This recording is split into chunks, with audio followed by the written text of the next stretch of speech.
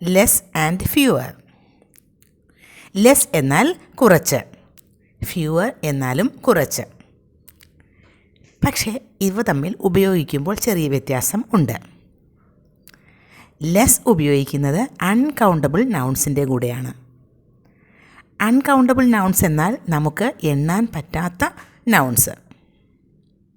For example, less water, കുറച്ച് വെള്ളം. Less light, കുറച്ച് വെളിച്ചം. ലെസ് മണി, കുറച്ച് പണം. വാട്ടർ, ലൈറ്റ്, മണി ഇതെല്ലാം അൺകൗണ്ടബിൾ നൗൺസ് ആണ്. ഇനി ഫ്യൂവർ ഉപയോഗിക്കുന്നത് എവിടെയാണ്?